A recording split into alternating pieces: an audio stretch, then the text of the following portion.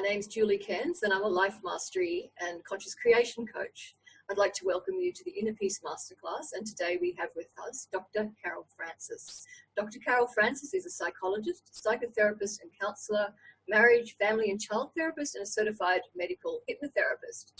Carol has at least 13 books already produced and published, each one fascinating in its own right, and another one on its way, maybe another two, I'm thinking. Always. Yeah, so I just wanted to welcome you to the Inner Peace Masterclass, Carol. And so thank you so much for being with us today. This isn't a minor invitation that you've given me. It's a huge invitation that you've given me to participate. I thank you so much because, in a sense, the way I experience this, Julie, is an opportunity to kind of hold hands with everybody that cares about inner peace. Because anybody that's participating in this has this consciousness or this awareness that either they're starving for inner peace for whatever reason, or because they understand that inner peace is going to transform this planet. And inner peace is interconnected to a lot of things. It's connected to love, and it's connected to joy and happiness. It's connected to things being settled in your life. But I am wanting Julie to become clear about 9 different aspects of inner peace. And I feel like that's just way too much to cover in any of these classes, but I'm conscientious about this. But to the degree that I can't really go into all these details, everybody through you can get a hold of my version 1 PDF of the book KISS Method for Inner Peaceful Living. KISS Method for Inner Peaceful Living. And you can get that through me, my email. I think you're going to have that up and posted. And also there'll be an MP3 for meditations that people can use. So I'm hoping that those will be the supplements for all the details that I don't get to put into this presentation. So with that as kind of the background, I want to suggest that there are 3 different levels of how deep inner peace goes. And it's related to how pervasively it takes hold of a way a person lives in life. And that with these 3 different layers of inner peace, the depths of them, there are also 6 dimensions of them as well. And I think that your viewers will be able to see these diagrams laid out so they can kind of refer to them, and they're definitely in the PDF that they can get.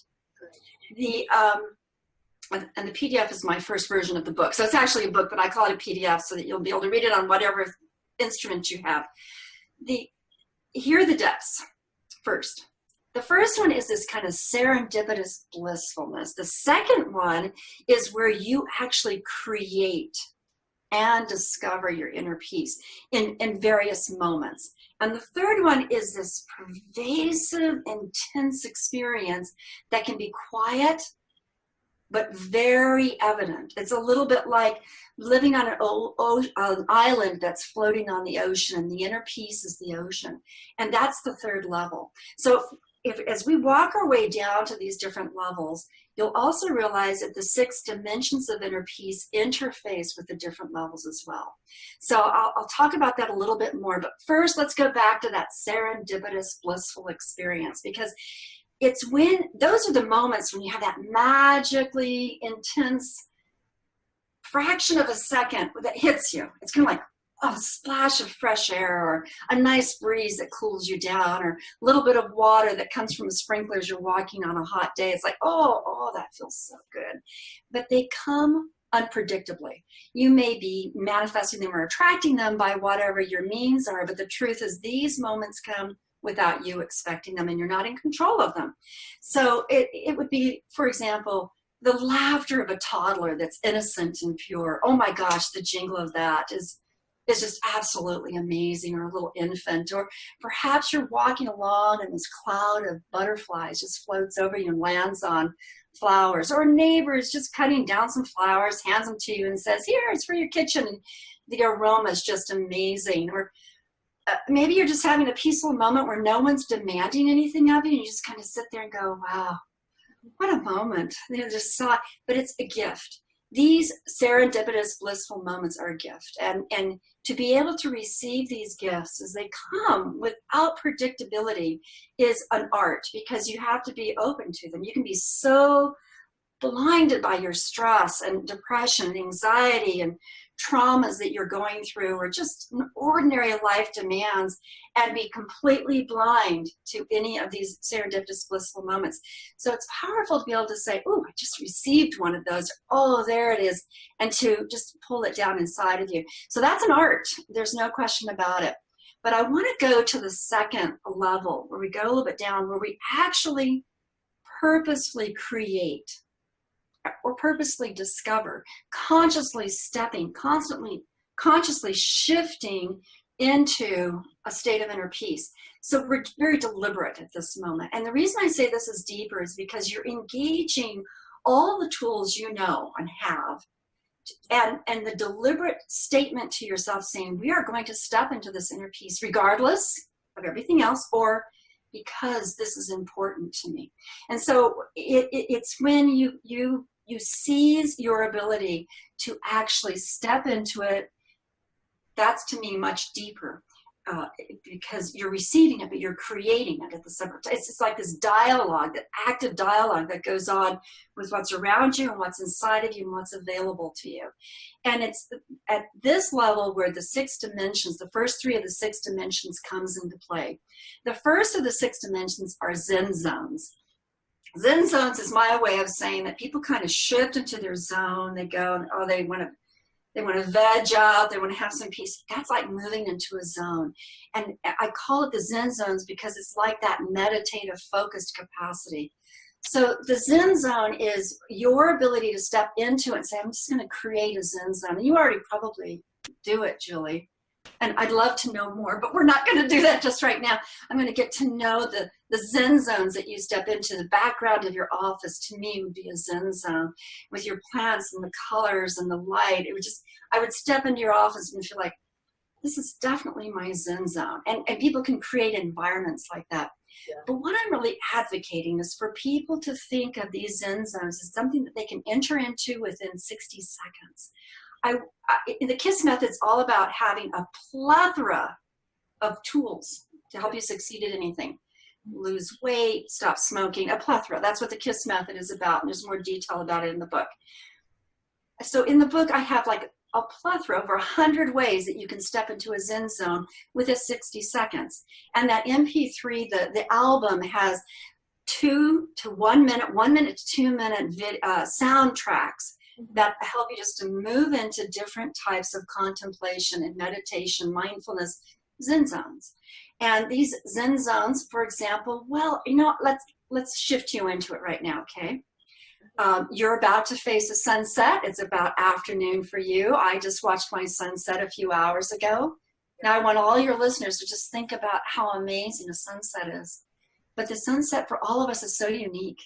If I'm taller than someone, the sunset's later for me. If I'm 3 feet away from someone, the sun's different. Or if you see the colors, maybe you see the blues and the purples and the grays, and I see the yellows and the oranges, and it's brilliant for me. Maybe you hear the crickets begin to creak and the birds that slow down because they're just taking in the stillness of the moment, or the insects, the night insects floating over the plants. But maybe I experience the stillness of the light and the transition that just moves calmly into that peaceful dim. But we're both having a sunset Zen zone moment. And that is the marvel of these things, is that all of us experience inner peace uniquely based on who we are. There's no one formula, but there are common experiences, and maybe, just maybe, you and your audience kind of shifted into a Zen zone moment as you were going into that sunset. And to help those individuals that don't have this on one of my YouTubes, Dr. Carol Francis, Sunsets, just put that in. You'll have a 2.5 minute series of sunsets that I've been able to take photos of, so you can just kind of soak in the beauty of what that means, because that's you transporting yourself to an inner peace situation. So that's an example of moving into the middle zone of the depth of peace, but being able to do it with a deliberate meditation. And there are so many ways that you can go about it. Please don't say, well, that doesn't work for me, I guess I can't do it, because that's not what this is all about. Do you have any thoughts right now at this moment? I was going to ask you. Oh, you asking me? Well, I just wanted to talk to you about yes. Your kiss. Your facial expression is so animated, like you're really thinking about it. So, well, because as I said to you, you are defining peace for us. So I'm really loving this as you. It's like a lotus flower unfolding petal by petal. oh, wow. Revealing each petal of what peace is. So I'm just watching each petal unfold and wondering what's the next petal that's happening. I love the sunset, and I actually live in the tropics, so I have a particular type of tropical sunset that happens here. It does have there's pinks and the golds, and yes. Absolutely, I have to tell you, we have air here because I've moved back here recently. It's soft. The air is literally soft, and it's not like that down south where I come from. The air is, I can't even explain what I mean by that, but it has a texture of softness. That's beautiful. I wanted to ask you just about the 6 dimensions of the KISS method and how to include those dimensions in our lives. Well, the 6 dimensions, I'll just go through them briefly, and then we're going to just keep following through on them. So the first of the 6 dimensions are the Zen Zones, learning how to step into it. And your thought of the lotus flowers is amazing. And you just took us through a Zen Zone meditation, thinking about the quality of air, soft air, so that all your listeners can kind of go, what type of air? And even that contemplation is a Zen Zone moment. And so in that chapter about Zen Zones, I have over 100 different types that people can go into. That's you being able to create your Zen Zone. Yeah. Now, the next one, it has to do with invigoration. The next one is with resolution. And I just want to stop there. That's 3. 3 more to go, right? But I just want to stop there because resolution and invigoration are both associated to the 2nd level of inner peace.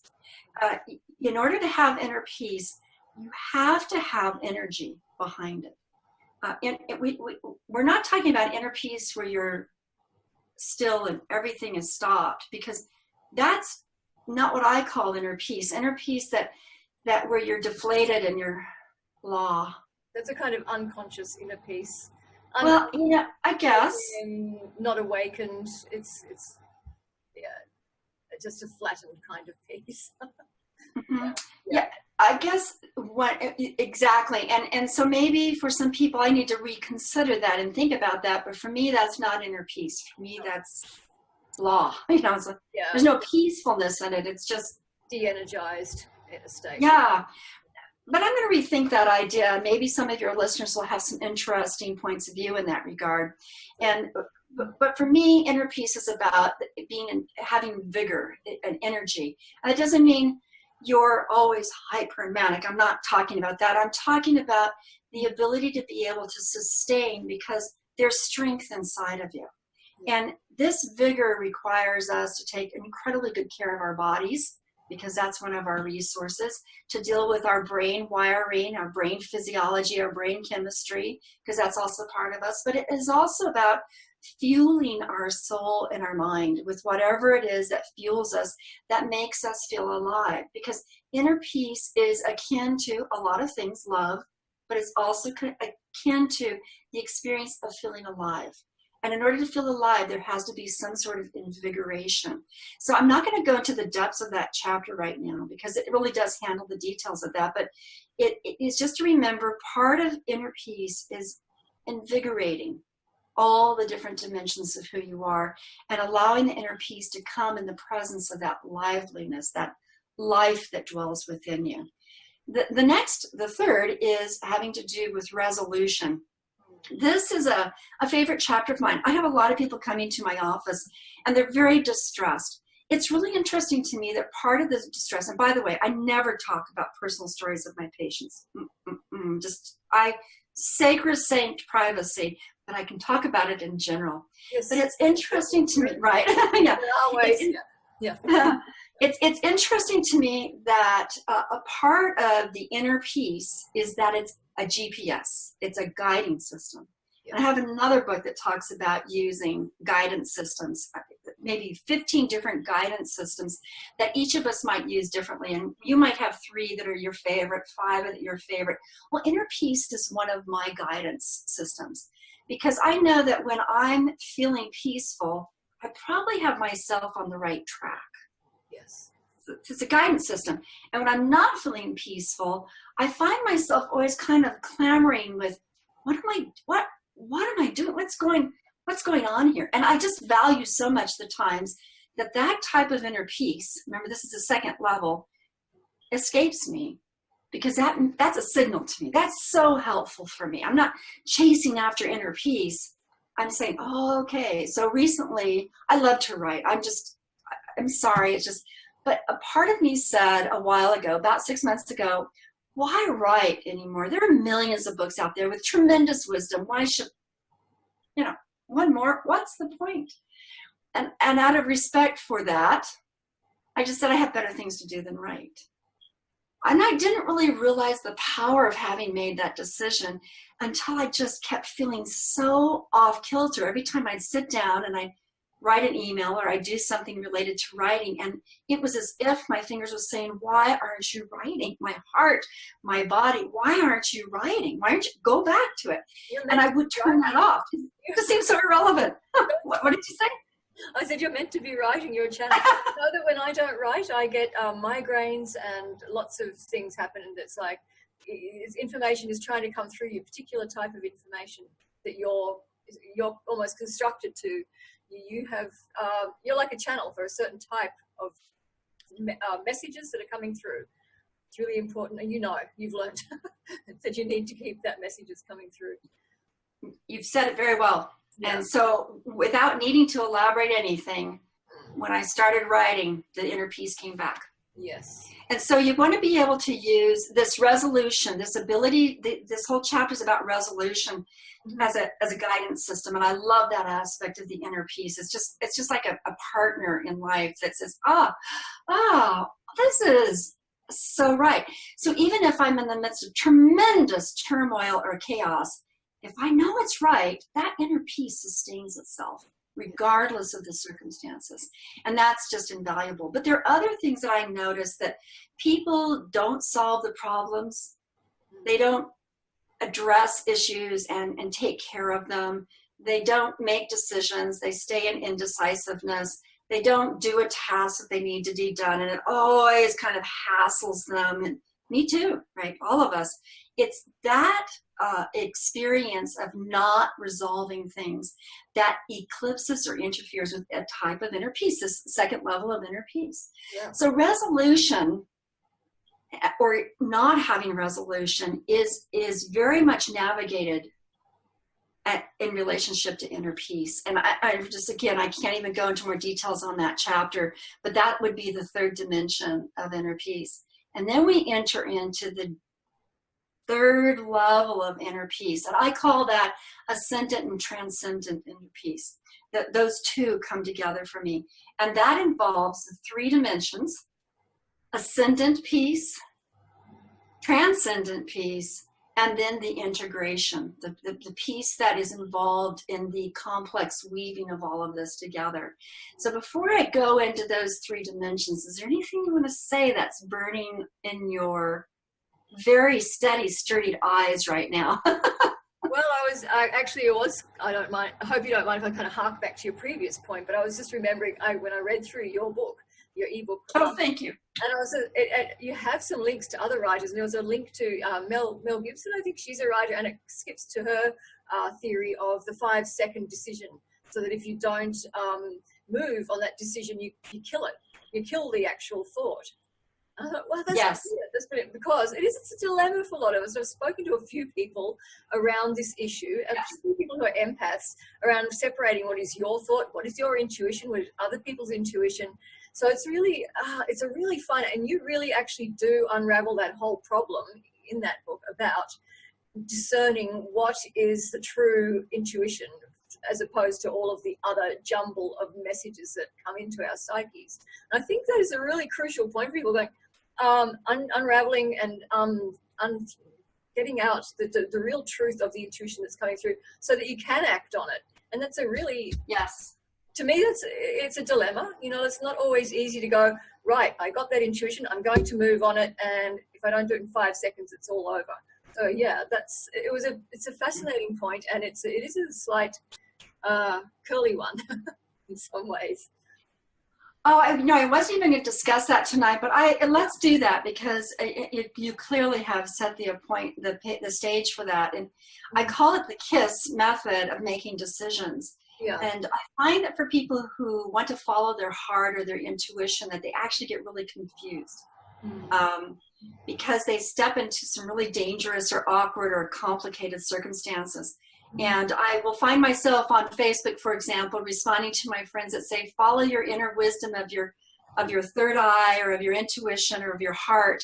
And I'm always responding and saying, you know, I actually think a multi-layered approach to making decisions and understanding what actions you need to take has more guidance in it than just following intuition and heart, because our hearts and our intuitions can be really skewed by a myriad of things. Yeah. And so why not take all that we are and integrate it together and use all these rich tools that we have? We can research things better than we've ever been able to do before. You know, wow, it's just, I mean, I predate the internet. I remember what it was like to go to encyclopedias or going to the library to find the internet. Oh my goodness, the internet just opens up our capacity to expand knowledge and wisdom and information and to investigate to the point where there's fake stuff out there, but we can still discern it. And you can still start compiling knowledge, which can lead to information that can lead to wisdom. And then to be able to learn what intuition inside of you is generated by fear and anxiety or preconceptions or socialization. What intuition is a connection with an authenticated spirit guide. I authenticate my spirit guides. If someone wants to come in as a spirit guide, they better be able to authenticate themselves. I'm not willing just to take anything, any person, including myself, at face value. Yeah. So I think that that's relevant for channelers, mediums, psychics, and it's very relevant to test out the sources of it. Being able to look at your situation. Oh, go ahead, please. I was just going to say, it's really, I do feel it's really important to clarify that point, this point that we are following through, because there are so many simplified messages out there at the moment of follow your heart, you know, feel your guts. And, you know, you really have said, you know, look, it's a complex issue to really get to the truth of what you need to do. It is not simply listening to your heart. So thank you for that. But, you know, yeah, it's honoring that we're multi-layered and we can integrate all of those layers together and we can live in an integrated way as opposed to just one dimension at a time. Yes, yes. Yes, no, I'm happy to sort of keep going through the thread of the method. So sorry for diverting there. Yeah. No, I so appreciate the dialogue. I've been doing this in my own head and talking it's just wonderful. And I know that I'm rambling on so quickly to get all my points across, but the dialogue is what's so rich and worthy. And I'm looking so forward to listening to everybody on the summit because I know that they're just going to enrich these concepts in so many wonderful ways. It's a beautiful tapestry. I want for a moment to kind of give a metaphor of a castle. And then the castle for a moment is your huge domain of inner peace. And a lot of us live with that castle door up and the moat around it with alligators and living on the other side of it, always wondering, when do we get to cross over to the castle of our inner peace? And so the Zen Zones is a way of going up to the door, knocking on it, and finding out that the door of inner peace opens. And you just step in. And you do that over and over again. Open it, step in, open, step in, open, step in. When you go to this third level, you're already in the castle. You've claimed it as your castle. And now you begin to explore these magnificent rooms that are your castle. And that's a metaphor of this inner peace. Now you can go. So the ascendant approach is, now I'm going to be in this castle of inner peace, but I'm really going to immerse myself in this castle of inner peace. And I really find that the spiritual tools of ascendance, spiritual enlightenment, spiritual awakening, have a tremendous amount of impact on our capacity to have what I call an ascendant peace. And I'm going to pitch one of my favorite books that I co-authored, and this is Your Soaring Phoenix. And I tell you, Mary O'Malley and I are the primary authors of the book, but we've compiled it with 24 other authors, all of which are spiritual enlightened teachers with 42 different spiritual ascension tools here. And again, in line with the KISS method, more the merrier. If you read if you open up and read one thing and open up and read another thing, okay, you've gotten 2 tools. If those 2 tools got you there, that's all you need. I mean, there's like, you have so many tools in this world of spiritual ascension to be able to move forward in and understand. And there are 4 that I want to talk about that are all related to soul journeys. Right. Soul journeys of near-death experiences, of past life regressions, of remote viewing and remote influencing, and astral projection. There's so many other, like I said, there's 40 different tools in this book, but these are really powerful from the standpoint that, well, let's just take near-death experiences. Yeah. I have this radio program, I interview wonderful people, and one of the people I got to interview was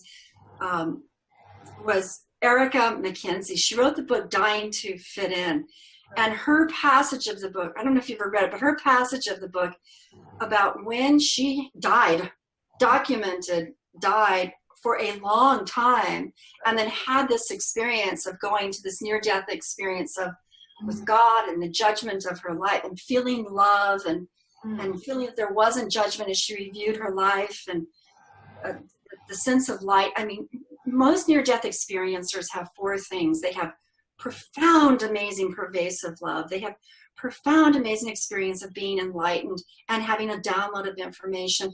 And they get to meet the loved ones that they've missed because they've passed on.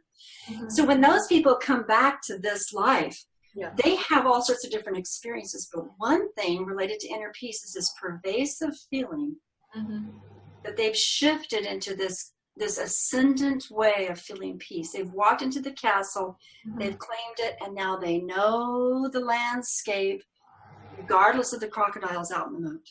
You know, it's like they dwell there. Another person, Heather Riviera Friedman, excuse me, her name always makes me trip, wrote a book all about past life regressions. And it is also a radio show, that interview, and as well as YouTube with her. Let me tell you that one of her bits of research was that she found that people who did 4 to 6 past life regression sessions, and for me, when I do it with people, they're about 2 hours long. When they did 4 to 6, at least one of them was able to be validated by way of historic references and research. But more importantly, at the end of the 4th or the 6th one, the person had somehow shifted in their inner peace. Yes, absolutely. Yeah. And they shift because they're not afraid of dying anymore. Yep. They understand that life is about lessons. They have tools from their past life that have addressed a lot of the issues of their present life. And they have a perspective on the multi-layer, multi-dimensionality of life that now just allows them to flow through all the complications of life. But they're in their castle. They're in their inner peace castle. And it's sustained. And it is an ascension process. I find the same thing with remote viewing, the same thing with astral projection.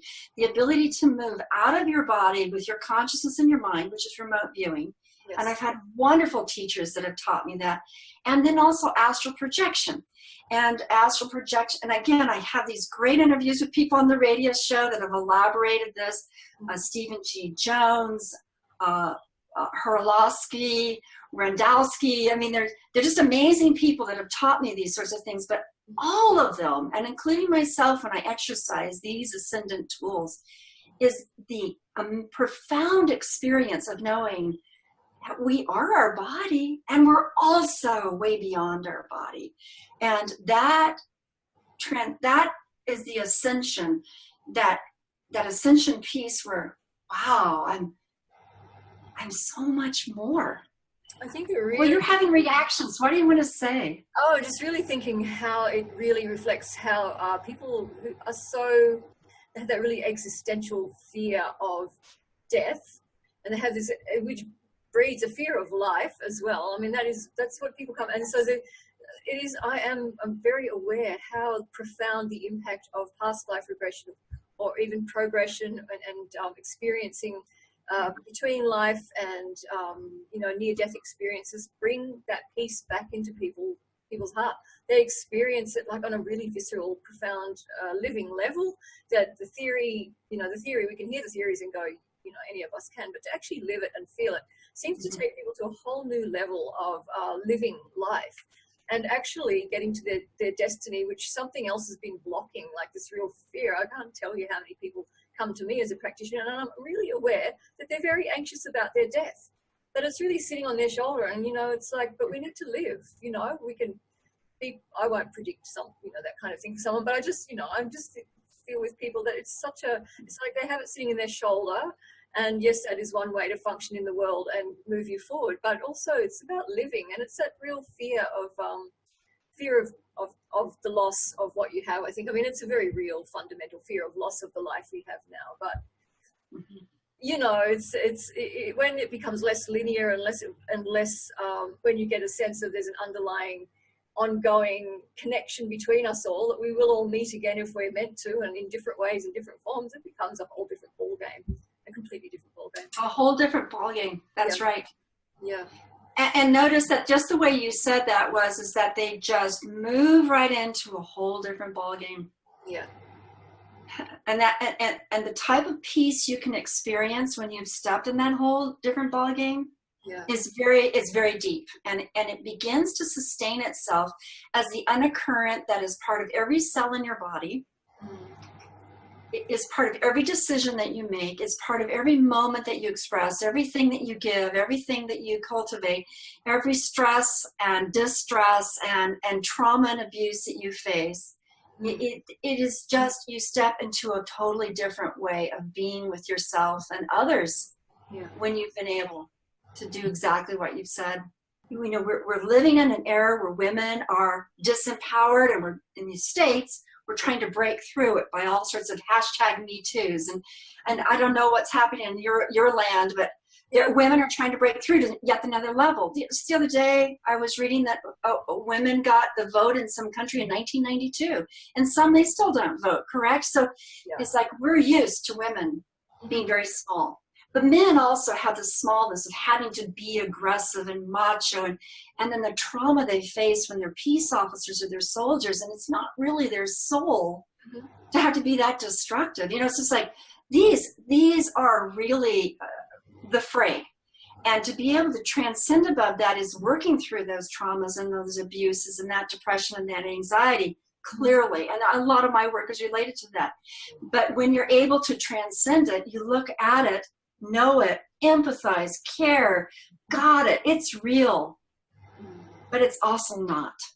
And it's that transcendent inner peace where you can begin to have an impact on others, that we have to have the power. So your summit, to me, is about, like I said, joining hands with people who had the vision to enhance their inner peace, but to create this sphere of atmospheric sphere around the entire planet, all that we know and love, where we douse the water, and we douse the air, and we douse the land and the plants and the human beings with such inner peace that it becomes formidable.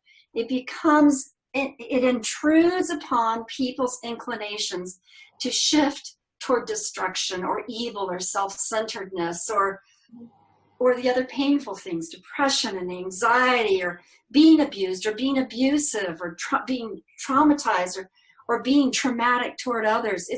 We have to embrace that power that's intrinsic in the inner peace on a transcendent level.